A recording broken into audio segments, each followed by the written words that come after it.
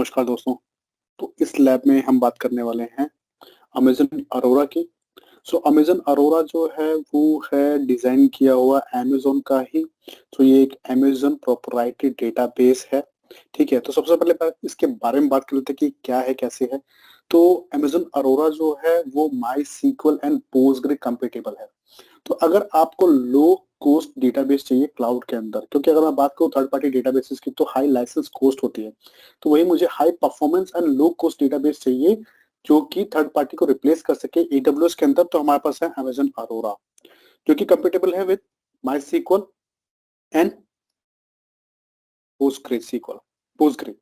सो अब क्या है कि अमेज़न अरोरा में बेनिफिट्स क्या मिलते हैं? First of all within the region ये 6 कॉपीज जो है वो रेप्लिकेट करता है। देखो फॉल्ट टॉलरेंस मिलता है अक्रॉस 3 अवेलेबिलिटी जोन। तो ये क्या करता है, एक लॉजिकल वॉल्यूम बनाता है, ठीक है? और 3 अवेलेबिलिटी जोन के अंदर डेटा को रेप्लिकेट करता है। तो ये एक फॉल्ट टॉलरेंट डेटाबेस है, ठीक है? फॉल्ट टॉलरेंस का फीचर हम लोगों को मिल जाता है इसके अंदर। दूसरा ये कि इसमें आप देखो मल्टी एजेंट डिप्लॉयमेंट है, ठीक है? सो अक्रॉस रेप्लिकास रीड रिक्वेस्ट। सो क्या होता क्या है कि अभी जो राइट रिक्वेस्ट होगी वो तो जाएगी प्राइमरी के पास, ठीक है? प्राइमरी में सारी राइट रिक्वेस्ट आएगी। अब मैं प्राइमरी के साथ साथ और क्या कर सकता हूँ, मैं रीड रेप्लिकास बना सकता हूँ। अप टू 16 रीड रेप्लिकास हम लोग बना सकते हैं within the reason.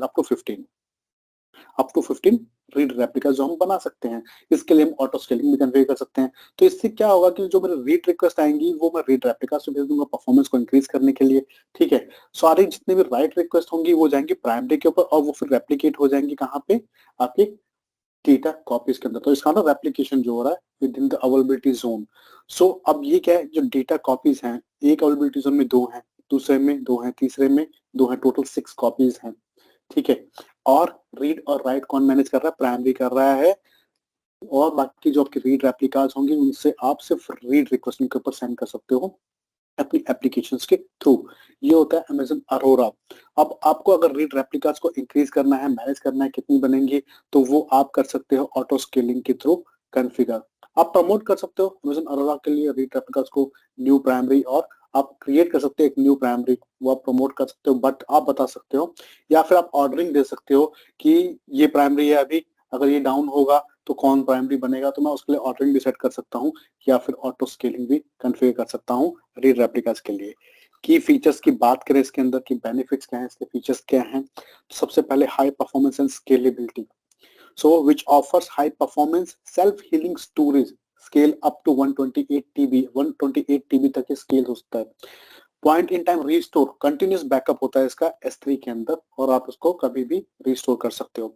DB compatibility, अब ये किस कौन कौन से डेटाबेसेस के साथ कंपैटिबल है, तो ये मायसीक्वल और पोस्टग्रेसक्यूएल के साथ कंपैटिबल है Arora replicas. So within the region, in region, read replicas and failover targets up to 15 हम कर सकते हैं और जिसको आप कन्फिगर कर सकते हो ऑटो स्केलिंग के साथ भी। अगर हम बात करें माई सीक्वल, तो अगर आपको याद हो आरडीएस के अंदर जब हम बना रहे थे आरडीएस डेटाबेस तो 2 ऑप्शन थे, Amazon Amazon Aurora MySQL and PostgreSQL. तो आप डिसाइड कर रहे हो कौन सा। अगर माई सीक्वल के साथ जा रहे हो आप, तो माई सीक्वल में अगर मैं रीड रेप्लिकास बना रहा हूँ तो मैं क्रॉस रीजन क्लस्टर बना सकता हूँ इसके अंदर, और read scaling and failover targets up to 5 बना सकता हूँ with MySQL, and each can have up to 15 Amazon Aurora replicas. Global database, मैं ग्लोबल टेबल भी बना सकता हूँ डेटाबेस की जिसमें रेप्लिकेशन होगा, बट ये रीड होगा, रीड रेप्लिकेशन होगा। सो क्रॉस रीजन क्लस्टर, एक क्लस्टर बनाएंगे जिसमें रीड को हम स्केल कर सकते हैं for replication, low latency read to improve performance across the region, can remove secondary and promote. तो ये रिमूव करता है सेकेंडरी और जो दूसरे रीजन के अंदर जो डेटाबेस हम बात है सेकेंडरी वाला, उसके लिए वहां पे हम क्या कर सकते हैं, ग्लोबल टेबल बना सकते हैं और डेटाबेस को रेप्लिकेट कर सकते हैं। रीड कॉपीज होंगी वहां पे सिर्फ रीड रिक्वेस्ट हम सेंड कर सकते हैं, राइट नहीं होगा वहां पे। मल्टी मास्टर, मल्टी मास्टर में क्या होता है, स्केल आउट राइट्स। अब हम राइट की बात कर रहे हैं कि हम राइट को स्केल कर रहे हैं, तो विद इन अ रीजन आपको मिलेगा मल्टी मास्टर डेटाबेस। सो इन प्रीव्यू, अभी प्रीव्यू के अंदर है तो एग्जाम में आपको कोई क्वेश्चन नहीं मिलने वाला इसके ऊपर। सर्वरलेस, सर्वरलेस क्या होता है कि अभी हम प्रिडिक्ट नहीं कर पा रहे अपना वर्कलोड, ठीक है? और हमारे डेटाबेस पे कंटिन्यूस रिक्वेस्ट भी नहीं आ रही है, तो उस केस के अंदर मैं डेडिकेटेड हार्डवेयर नहीं लूंगा, मैं सर्वरलेस अमेज़न अरोरा डेटाबेस बनाऊंगा। सो ऑन डिमांड है, ऑटो स्केलिंग कॉन्फ़िगरेशन हम इसके ऊपर कर सकते हैं। Does not support read replicas, read replicas को सपोर्ट नहीं करता, याद रखना। Serverless and public IP addresses, public IP को भी सपोर्ट नहीं करता है। तो आप इसको वीपीसी के थ्रू एक्सेस कर सकते हैं या फिर डायरेक्ट एक्सेस, और कैसे थ्रू एक्सेस कर सकते हो, वीपीएन के थ्रू नहीं कर सकते एक्सेस, करेक्ट, ये आपको याद रखना है। तो वीपीसी के अंदर हम इसको बना के एक्सेस कर सकते हैं या प्राइवेट आईपी एड्रेस के थ्रू या फिर डायरेक्ट कनेक्ट के साथ। वीपीएन से भी नहीं कर सकते, वीपीएन आपको पब्लिक कनेक्टिविटी देता है। अगर हम बात करें रेप्लिकास की, अमेजन अरोरा रेप्लिकास की, तो number of replicas up to 15 for Amazon Aurora, MySQL के लिए अप टू 5 होंगे। अगर हम रेप्लिकेशन टाइप की बात करें तो असिंक्रोनस होता है, मिली सेकेंड लेटेंसी होती है अमेजन अरोरा के लिए, बट माई सीक्वल के अंदर आपको सेकेंड्स की लेटेंसी रहेगी, पर रेप्लिकेशन असिंक्रोनस होगा। परफॉर्मेंस इंपैक्ट और प्राइमरी, अगर बात करो अमेजन अरोरा की तो लो होगा परफॉर्मेंस इंपैक्ट प्राइमरी पे। यहाँ पे अगर मैं बात करूं माई सीक्वल की तो हाई होगा। Replica location within the region होता है, यहाँ पे क्रॉस रीजन हम ले सकते हैं। Act as a failover target, yes, no data loss, यहाँ पे डेटा लॉस नहीं होगा फेलोवर टारगेट में।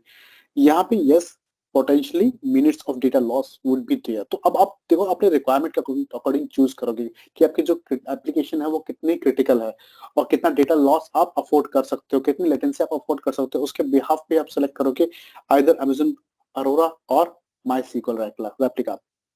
ऑटोमेटेड फेल हुआ तो यस, यहाँ पे नो, माई सीक्वल में नहीं मिलता, अमेजन अरोरा में मिलता है। अगर मैं बात करूं supported for user defined replication delay, तो अमेजन अरोरा में मिलता नहीं है, बट माई सीक्वल में मिलता है, यस।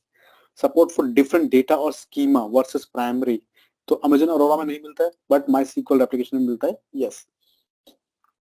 अगर मैं बात करूं डिप्लॉयमेंट मॉडल्स की, डिफरेंट डिप्लॉयमेंट ऑप्शंस की, तो सबसे पहले Amazon Arora fault tolerance and Arora replicas, इसकी बात करते हैं। तो ये आपका मॉडल जो आप देख रहे हो, इसमें क्या होता है, within the region 3 availability zones के अंदर आपकी डिप्लॉयमेंट होगी। ठीक है, यहाँ पे आपका मास्टर होगा, प्राइमरी होगा, बाकी रीड रेप्लिकाज होंगी। ठीक है, जिसको मैं अप टू 15 तक बना सकता हूँ। फॉल्ट टॉलरेंट होता है और 6 कॉपीज आपकी जनरेट होती हैं जो कि रेप्लिकेट होती हैं एक सिंगल लॉजिकल वॉल्यूम के अंदर, जिसको हमने ऑटोमेटिकली अभी जिसको हमने पहले पढ़ा था। तो यहाँ पे हम ऑर्डरिंग डिसाइड कर सकते हैं। You can promote Amazon Aurora replica to be a new primary और you can create a new primary, set priority, मतलब हम प्रायोरिटी भी दे सकते हैं कि कौन होगा प्राइमरी, उसका दूसरा कौन सा प्राइमरी होगा, फिर तीसरा कौन सा प्राइमरी होगा, ये भी हम कंट्रोल कर सकते हैं ऑर्डरिंग के साथ। या फिर मैं ऑटो स्केलिंग भी इनेबल कर सकता हूँ। Through auto scaling also we can create read replicas. Next जो पैटर्न है वो है cross region replica with Aurora MySQL. इसमें हम माई सीक्वल यूज करने वाले हैं अरोरा के साथ, और ये क्रॉस रीजन। तो प्राइमरी रीजन होगा हमारे पास, जिसमें मेरे पास रीड और राइट दोनों रिक्वेस्ट जाएंगे। फिर हम क्या करेंगे, दूसरे रीजन बनाएंगे और वहां पे रेप्लिकेशन होगा आपका रीजन, जैसे मान लो ये हो गया आपका 2, ये रीजन हो गया 3, ये रीजन हो गया 1। तो रीजन 1 आपका प्राइमरी है, इस पे रीड और राइट रिक्वेस्ट होंगे आपकी। उसके बाद फिर जो दूसरे रीजन होंगे वहां पे सिर्फ रीड होंगे, सिर्फ रीड रिक्वेस्ट, राइट नहीं होगा। राइट हमेशा प्राइमरी में होगा, रेप्लिकेशन होगा प्राइमरी से अदर रीजन के अंदर, जो कि असिंक्रोनस होगा। इसका मतलब होता है थोड़ा डिले रहेगा। उसके बाद हम बात करते हैं ग्लोबल टेबल की, अरोरा ग्लोबल टेबल डेटाबेस। तो ग्लोबल टेबल डेटाबेस में भी वही होता है, आपके पास प्राइमरी रीजन होगा, आपके पास सेकेंडरी रीजन होगा। प्राइमरी रीजन में रीड राइट रिक्वेस्ट होंगी, फिर यहाँ से रेप्लिकेशन स्टार्ट होगा सेकेंडरी के अंदर, बट यहाँ पे सिर्फ रीड होंगी। दोनों रीजन के अंदर 6 कॉपीज होंगी लॉजिकल वॉल्यूम के अंदर, जो आप देख रहे हो मल्टी एजेड के अंदर। ठीक है, बट सेकेंडरी जो होगा वो सिर्फ रीड के लिए होगा। और ये अरोरा स्टोरेज लेयर को यूज करते हैं रेप्लिकेशन के लिए, ये आपको ध्यान रखना है। अरोरा मल्टी मास्टर, तो मल्टी मास्टर भी आपका जो है वो माई सीक्वल के साथ अगर हम चलें तो विद इन द रीजन हम क्या करते हैं, मास्टर इंस्टेंसेस होंगे हमारे, तो वो मैं डिसाइड करता हूँ कि मेरे अवेलेबिलिटी जोन में एक होगा या मोर देन 1 होंगे, वो हम डिसाइड करते हैं। आप देख रहे हो 1 2 3 4, तो तीसरे अवेलेबिलिटी जोन में बस 2 हैं। सो सभी के ऊपर read and right request parallelly जा रही है सभी के ऊपर। ठीक है, तो कोई अगर डाउन भी होता है तो इसका इम्पैक्ट अदर पे नहीं पड़ेगा, क्योंकि पैरेलल चल रहा है, इसको बोलते हैं multi master cluster base. So all node allow, so सभी के सभी नोड जो है वो अलाउ करते हैं रीड और राइट को। अवेलेबल फॉर माई सीक्वल, अभी ये माई सीक्वल के लिए ही अवेलेबल है। Up to 4 read and write, सिर्फ 4 ही रीड और राइट आपको मल्टी मास्टर सर्वर्स मिलेंगे, डेटाबेस में मिलेंगे। Single region within the region होगा ये, कैनॉट हैव रीजंस, इसका मतलब मल्टी रीजंस नहीं होगा ये। Can work with active active और एक्टिव पैसिव, तो या तो हम इसको एक्टिव एक्टिव रख सकते हैं या फिर मैं एक्टिव पैसिव रख सकता हूँ, इसको हम बोलते हैं एक्टिव और स्टैंड बाय, वो भी हम कर सकते हैं। You can restart read and right, आप रीड और राइट को रीस्टार्ट कर सकते हो और ये करने से दूसरे डेटाबेस पे कोई इम्पैक्ट नहीं पड़ेगा, दूसरे सर्वर के ऊपर कोई इम्पैक्ट नहीं पड़ने वाला है। तो अगेन हम डिसाइड कर सकते हैं अपने रिक्वायरमेंट के अकॉर्डिंग कि मुझे कौन सा पैटर्न चाहिए। उसके बाद हमारे पास है अमेजन सर्वरलेस।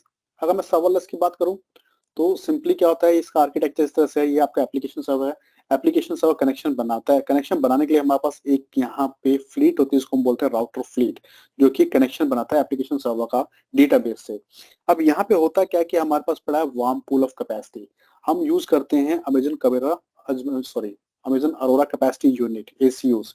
तो एक एसयू की बात करूं तो एक एसयू जो है वो 2 GB रैम, ठीक है, और उसके प्रोपोर्शनल सीपीयू से मिलकर बना हुआ होता है। तो हम डिसाइड करते हैं कि कितने एसीयूज अपने को चाहिए, ठीक है, वो हम बताएंगे। जो कैपेसिटी होती है वो सीमलेसली स्केल अप और स्केल डाउन होती रहती है बेस्ड ऑन द रिक्वायरमेंट। अगर अपने को नहीं पता है कि कितना मैं यूटिलाइज करने वाला हूँ तो हम सर्वरलेस पे जाएंगे। अगर हमारी एप्लीकेशन कंटिन्यूस रिक्वेस्ट नहीं भेज रही है, ठीक है, तो हम उस केस में सर्वरलेस डेटाबेस का यूज करेंगे। यहाँ पे ये अपने आप ही डेटाबेस को स्केल अप और स्केल डाउन करता रहेगा। यूज केस ये रहा, infrequently used application, new application के लिए वेरिएबल वर्कलोड, जहां पे आपको कभी स्पाइक आ जा रहा है, कभी आपकी रिक्वेस्ट जो है वो कम हो जा रही है, कभी ज्यादा हो जा रही है, तो उस केस में अनप्रिडिक्टेबल वर्कलोड जहां हम प्रिडिक्ट नहीं कर पा रहे, development and test environment for database, या फिर मल्टी टेनेंट एप्लीकेशंस के लिए भी हम यूज कर सकते हैं सर्वरलेस एप्लीकेशन को, सर्वरलेस डेटाबेस को, अमेजन अरोरा डेटाबेस को। तो ये था अमेजन अरोरा के बारे में इंट्रोडक्शन और ओवरव्यू, जो कि आपके एग्जाम में आने वाला है और ये आपको याद होना चाहिए। नेक्स्ट हम बात करेंगे